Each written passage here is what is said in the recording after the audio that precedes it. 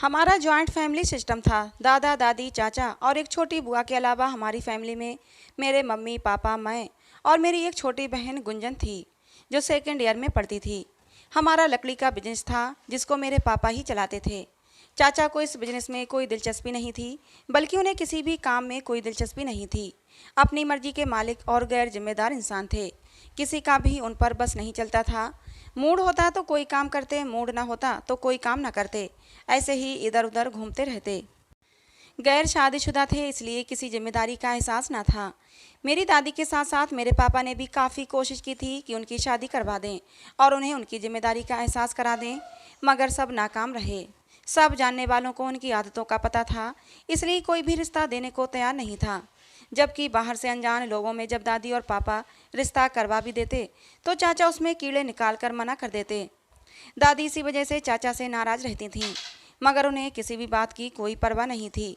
मैंने तो अपनी मम्मी को कई बार दबे शब्दों में ये कहते भी सुना था कि चाचा अय्याश आदमी हैं, बाजारी औरतों के पास उनका आना जाना है, मगर खुलकर मेरी माँ ने ये बात दादी के सामने कभी नहीं कही थी। हाँ, ये ज़रूर कहती थीं कि तुम्हारे चाचा की इन अय्याश हरकतों की खबर तुम्हारी दादी और तुम्हारे पापा सबको है, लेकिन कोई तुम्हारे चाचा को रोक नहीं सकता, इसलिए सब खामोश रहते हैं। और फिर एक दिन अनहोनी हो गई। चाचा किसी अजनबी औरत को घर ले आए और कहा कि उन्होंने इस औरत से शादी कर ली है, अब ये उनकी पत्नी है और यहीं रहेगी। दादी दादा और हम सब ने उनकी पत्नी यानी चाची को कबूल तो कर लिया था, मगर वो किसी को भी अच्छी ना लगी थी।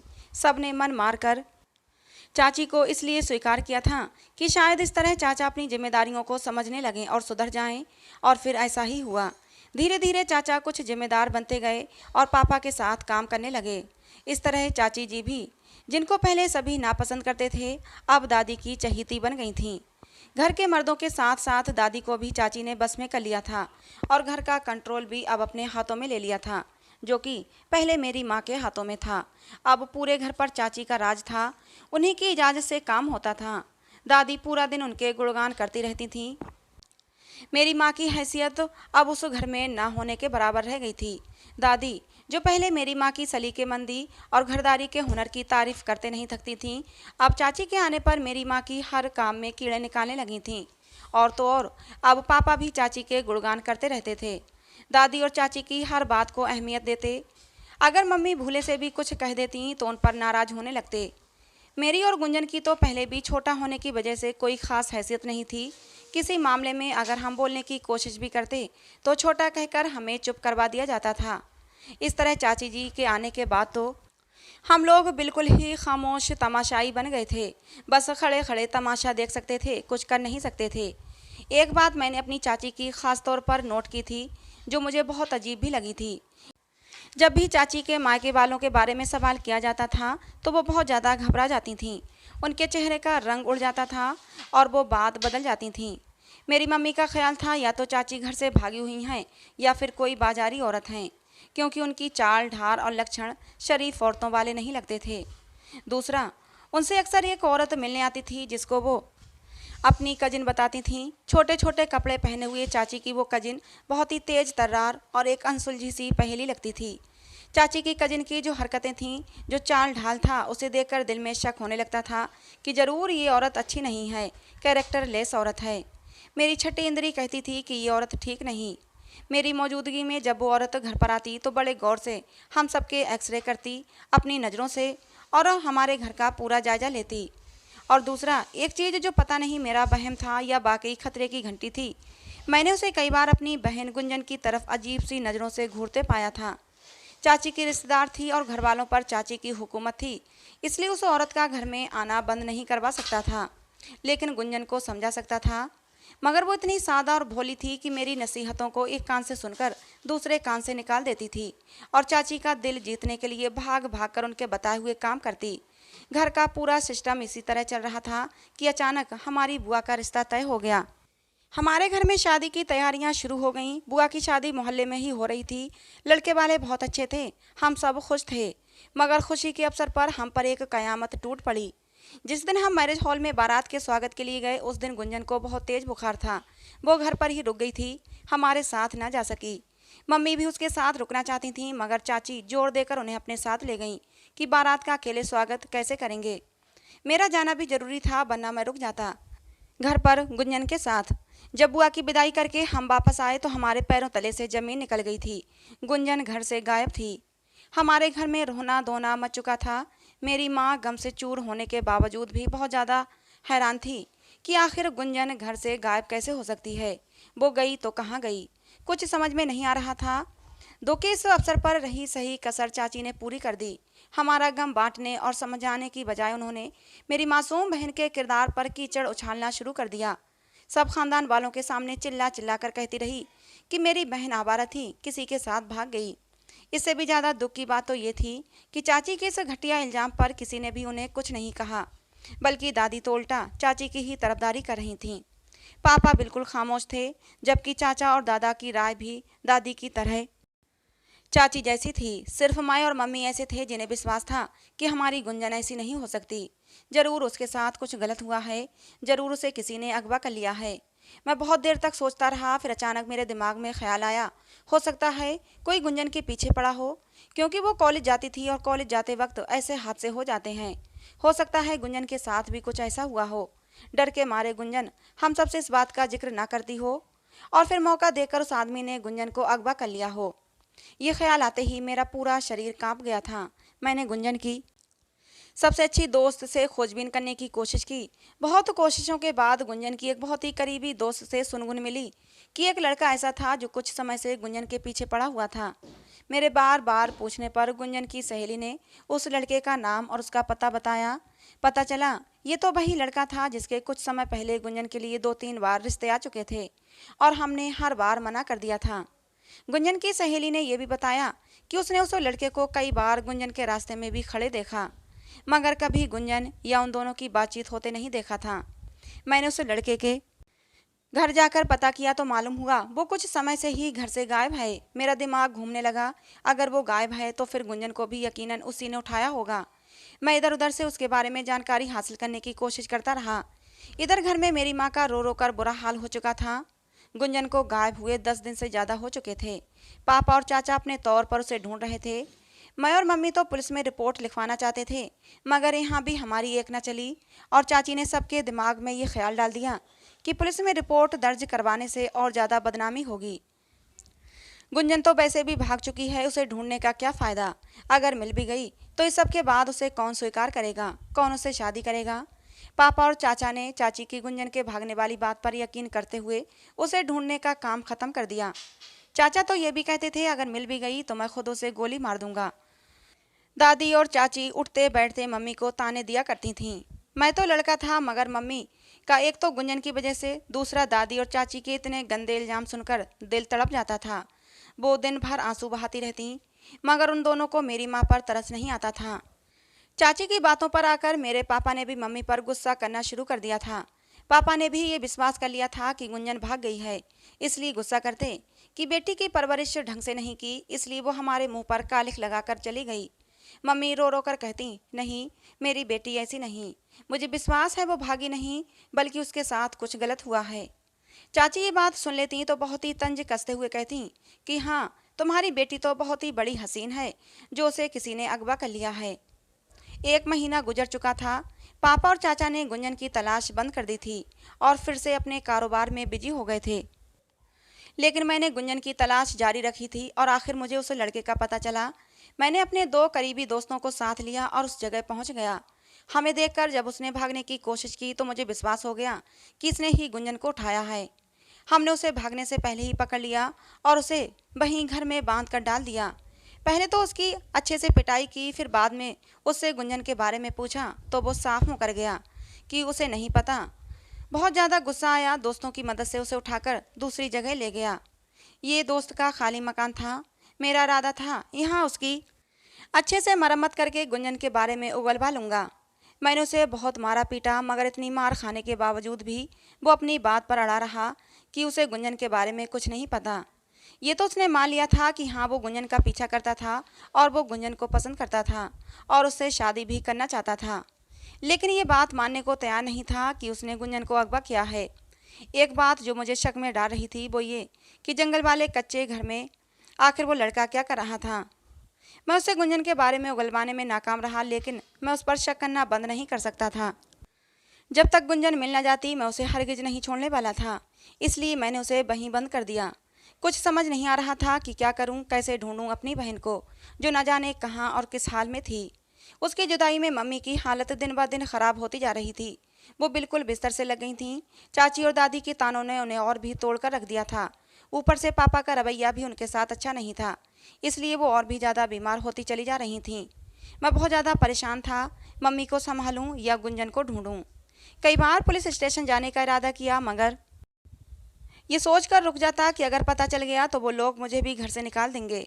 फिर मेरी माँ उस घर में बिल्कुल अकेली रह जाएगी, क्योंकि उन लोगों ने मुझे सख्ती से वार्न कर दिया था कि पुलिस तक ये बात नहीं पहुंचनी चाहिए, वरना इसके नतीजे अच्छे नहीं होंगे। इतने पर भी मैं पुलिस स्टेशन में जा सकता था, जो होता देखा जाता। लेकिन मेरे पापा ने यह भी धमकी दी थी कि अगर पुलिस में जाने की बात कही तो मैं तुम्हारी माँ को छोड़ दूंगा, और इस बात ने मुझे मजबूर कर दिया था। अगर ढूंढना है तो उसे खुद ही ढूंढना है। मैंने ये बात अपने दिमाग में बिठा ली। उन्हीं दिनों एक और बात मेरी जानकारी में आई कि पापा का एक वर्कर उनके पास लकड़ी का काम करता था। उसने मुझे बताया कि गुंजन के गायब होने से 2 दिन पहले पापा का सुरेश लकड़ी वाले से झगड़ा हुआ था, लकड़ी को लेकर। सुरेश का भी लकड़ी का ही कारोबार था, मगर वो गैर कानूनी काम करता था। जंगल से सरकारी लकड़ी लेकर अपना कारखाना चला रहा था। पापा और सुरेश के बीच लकड़ी को लेकर ही उस दिन तू मैं हो गई थी। सुरेश ने पापा को धमकी दी थी कि मैं तुम्हें देख लूँगा।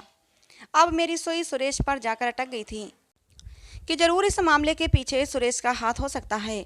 लेकिन मैं सुरेश पर हाथ डालने से पहले पापा से उस हादसे के बारे में पूरी जानकारी ले लेना चाहता था। इसलिए जब मैंने पापा से पूछा तो वो मुझ पर पूरी तरह गुस्सा हो गए। कहने लगे, सुरेश लकड़ी वाले का तुम्हारी बहन के मामले में कोई हाथ नहीं, तुम्हारी बहन घर से भागी है। मैंने बहुत ही मुश्किलों से खुद पर कंट्रोल किया, लेकिन मैंने सोच लिया था कि सुरेश को छोड़ने वाला नहीं हूँ। इसलिए अपने दोस्तों को साथ लेकर सुरेश के कारखाने पर पहुँच गया। जब वहाँ मैंने उसे पूछताछ करने की कोशिश की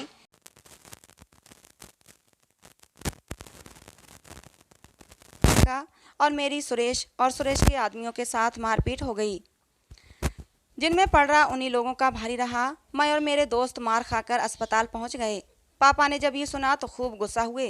कहने लगे, मैंने तुमसे मना किया था कि सुरेश का तुम्हारी बहन के मामले में कोई लेना देना नहीं, फिर उससे उलझने क्यों पहुंच गए थे? अब तुम दोबारा मेरे घर में कदम नहीं रखोगे। पापा अपना हुक्म सुनाकर हमें अस्पताल में जख्मी हालत में छोड़कर जा चुके थे। अस्पताल से छुट्टी होने के बाद एक दोस्त की सिफारिश से एक ऑफिस में गुजारे लायक नौकरी मिल गई, और साथ में रहने के लिए एक कमरा भी मिल गया। वैसे भी उस घर में रहने का कोई शौक नहीं था, जहां पर मेरी मासूम बहन के लिए सब लोगों के दिलों में नफरत और जबान पर गंदे गंदे घटिया इल्जाम थे। मुझे और मेरी माँ को दिमागी तौर पर टॉर्चर किया जाता था। मैं तो सिर्फ अपनी माँ के लिए मजबूर था और उनसे मिलने के लिए तड़प भी रहा था। दिन को पापा कारखाने होते थे, मैं 3-4 बार छुपकर मम्मी से मिलने भी गया, मगर हर बार दरवाज़ा खोलने वाली चाची होती थीं, जो मुझे खूब खरी खोटी सुनाकर दरवाजे से ही चलता कर देती। सबसे दुख की बात तो ये थी कि दादी को भी मुझ पर दया नहीं आती थी। मैं दरवाजे पर खड़ा अपनी मम्मी से मिलने के लिए तड़पता रहता, और घर के अंदर मेरी मम्मी, मगर दादी और चाची हमें मिलने नहीं देती। थोड़ा सा समय आगे को और सरका, और एक दिन दादी भगवान को प्यारी हो गई। दादी के मरने पर भी पापा ने मुझे घर में नहीं आने दिया था। दादी के बाद मम्मी से मिलने के लिए एक रुकावट उस घर में सिर्फ चाची थीं, क्योंकि दादा तो बहुत ही ज़्यादा बूढ़े हो चुके थे, वो कमरे में ही रहते थे। जबकि पापा और चाचा तो अपने काम के लिए सुबह निकल जाते थे और शाम को आते थे। मम्मी से मिलने का मैंने एक तरीका निकाला। हमारे एक पड़ोसी था जिसका नाम आकाश था। उसका घर बिल्कुल हमारे पास में था। वो फर्स्ट ईयर का स्टूडेंट था। 2 साल से मैं उसे फ्री में मैथ्स की पढ़ाई करा रहा था। मैंने उसके जिम्मे ये काम लगा दिया कि जब चाची घर से बाहर जाएं तो वो मुझे इन्फॉर्म कर दे, और जैसे ही चाची घर से बाहर जाती आकाश मुझे बता देता और मैं मम्मी से मिलने पहुंच जाता। मेरी मम्मी अब बहुत ज़्यादा कमज़ोर हो चुकी थीं। वो बिस्तर पर पड़ी रहती, हर बार मुझे उम्मीद और आशा भरी नज़रों से देखती और गुंजन के बारे में पूछती। मैं उन्हें झूठी तसल्ली देकर वापस चला आता। 1 साल गुजरने के बावजूद मेरी तलाश जारी थी, मगर अब तक गुंजन के बारे में जरा सा भी सुराग नहीं मिल सका था। जिस लड़के को मैंने गुंजन के अगवा होने के शक में उठाया था, उससे भी कुछ हासिल न होने की सूरत में 3 महीने बाद मैंने उसे छोड़ दिया था। कुछ समय बाद मैंने सुना सुरेश लकड़ी वाले और मेरे पापा और चाचा की आपस में बहुत दोस्ती हो गई है। अब तो मेरा शक और भी ज़्यादा बढ़ गया था। मेरे दिमाग में ख्याल आ गया, अगर मेरी बहन के मामले में सुरेश लकड़ी वाले का हाथ है तो ज़रूर चाचा सुरेश के साथ मिले हुए होंगे, क्योंकि मेरे चाचा तो शुरू से ही बहुत ही खुदगर्ज और लालची इंसान थे। अब मैंने चोरी छुपे उन पर निगरानी करनी शुरू कर दी थी। अपने दोस्तों को भी इस काम पर लगा दिया था, वो भी उन पर पूरी नज़र रखते। बहुत समय उन पर नज़र रखने के बाद भी मेरे हाथ कोई सबूत नहीं लग रहा था। मैं बहुत ज़्यादा मायूस हो चुका था और उन्हीं दिनों दादाजी भी भगवान को प्यारे हो गए। मैंने घर जाने की कोशिश की, लेकिन पापा इतने ज़्यादा पत्थर दिल हो चुके थे कि उन्होंने मुझे दादा के अंतिम संस्कार में भी शामिल नहीं होने दिया। मुझे समझ नहीं आता था, इतना अरसा गुजर जाने के बावजूद भी पापा का गुस्सा ठंडा क्यों नहीं हो रहा था। तब एक दिन मेरे पड़ोसी आकाश ने बताया कि मेरी माँ मुझे बता रही थी कि तुम्हारे चाचा और चाची तुम्हारे पापा को भड़काते हैं कि तुम गलत कामों में पड़ गए हो। शायद इसीलिए तुम्हारे पापा इतना गुस्सा रहते हैं तुमसे और तुम्हें घर नहीं आने देते। आकाश ने यह भी बताया कि तुम्हारे चाचा और चाची का प्लान है कि तुम्हें जायदाद से बेदखल करवाकर सब कुछ अपने नाम करा लें।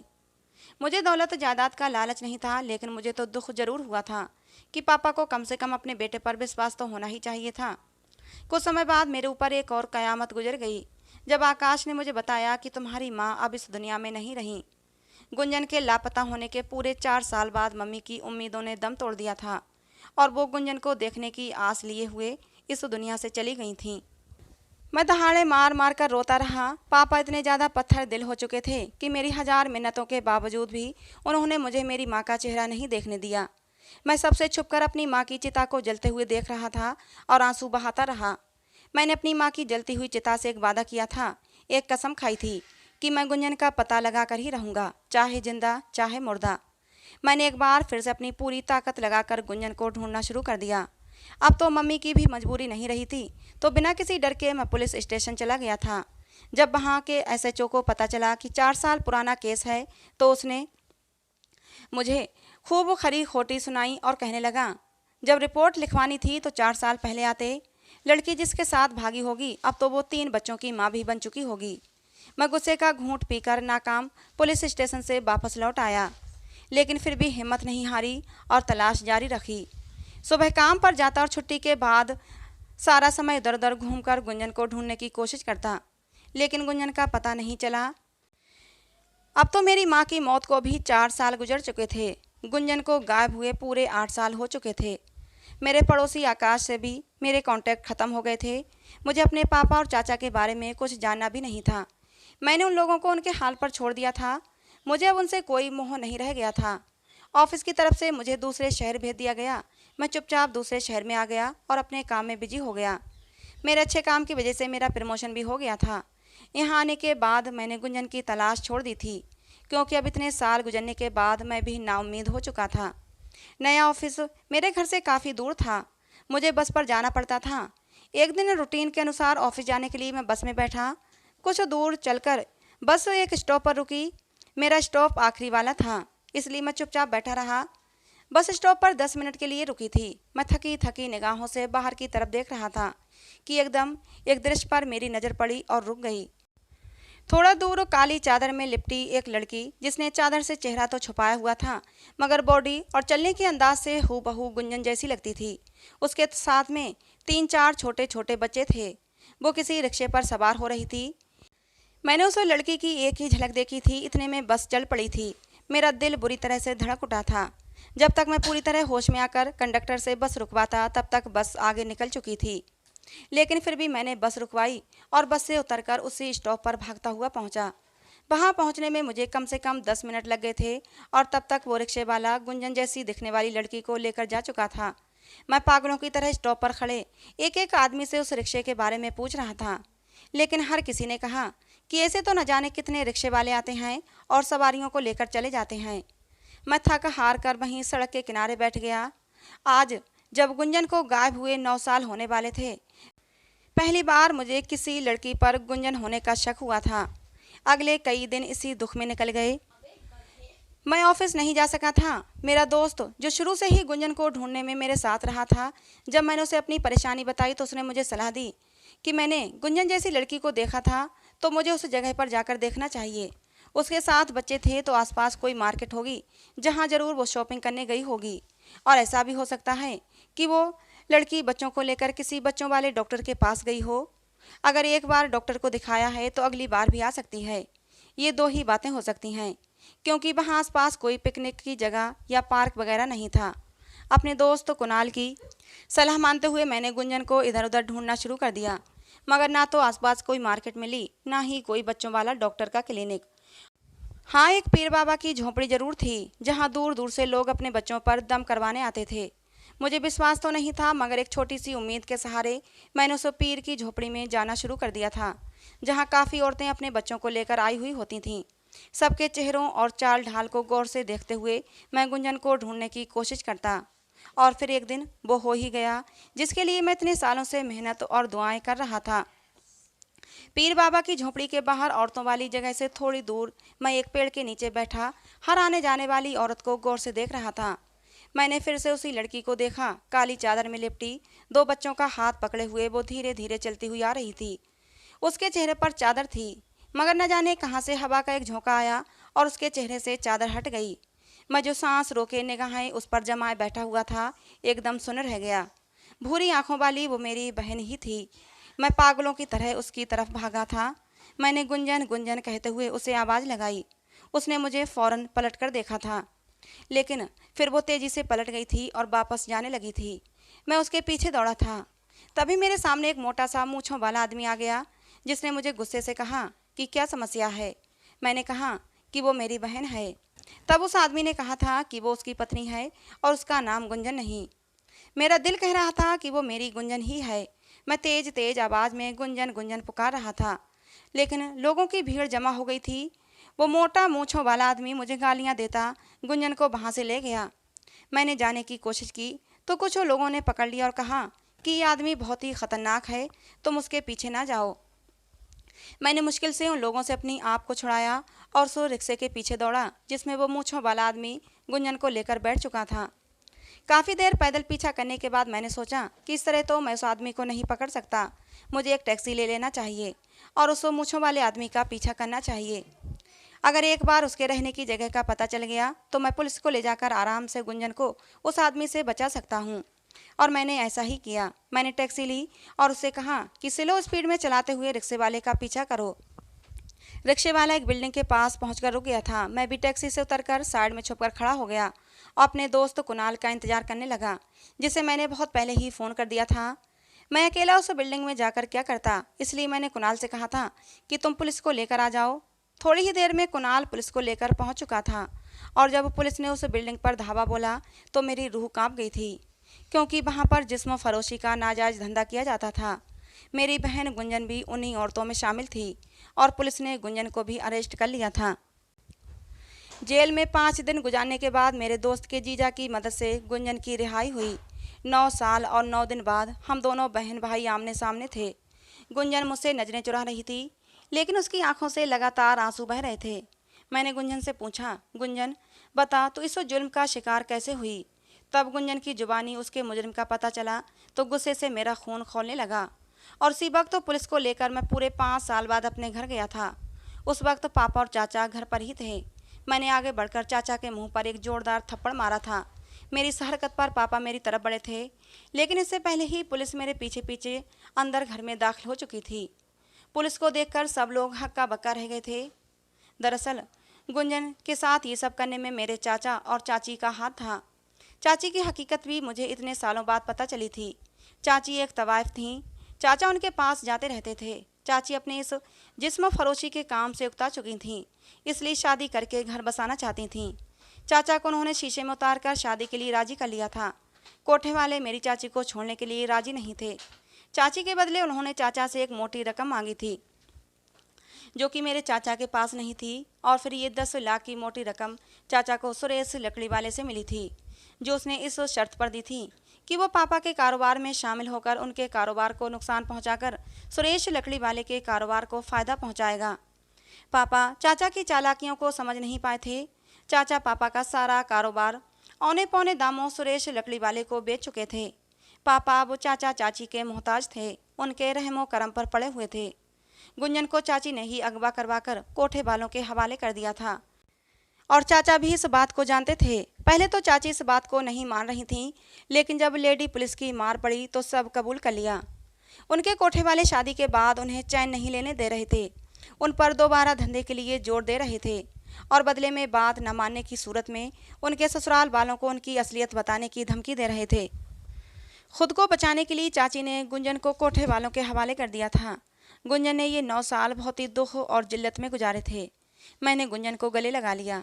पुलिस चाचा और चाची को अरेस्ट करके ले गई थी। पापा ने भी रो रो कर गुंजन से माफ़ी मांगी थी। लेकिन मेरी बहन गुंजन अंदर से टूट चुकी थी। वो ना हंसती थी ना बोलती थी, बस चुपचाप अपने कमरे में पड़ी रहती थी। कभी कभी ज़ोर ज़ोर से चीखने लगती। मैं अपनी बहन गुंजन की हालत को समझ सकता था। भगवान न करे जो किसी लड़की के साथ ऐसा हो। और एक दिन मुझे विश्वास हो गया कि दुनिया में सच्ची मोहब्बत भी जिंदा है, जब वही लड़का गुंजन का रिश्ता लेकर चला आया, जिसको मैंने गुंजन के अगवा करने के शक में मारा पीटा था। कहने लगा, मैंने गुंजन के बिना ये 9 साल बहुत ही तड़प तड़प कर गुजारे हैं। गुंजन जैसी भी है, उसका अतीत चाहे जो भी रहा हो, मुझे बस गुंजन से मतलब है। मैं अब भी गुंजन से शादी करने के लिए राजी हूँ। मैं उस लड़के के पैरों में गिर गया था और मैंने उससे अपने किए की माफ़ी मांगी थी। वो तो बहुत ही महान था। गुंजन को भी विश्वास नहीं हो रहा था कि इतना सब कुछ होने के बाद भी वो गुंजन का रिश्ता लेकर चला आया था। लेकिन गुंजन शादी के लिए तैयार नहीं हो रही थी। कहने लगी कि अब मैं शादी के लायक नहीं हूँ।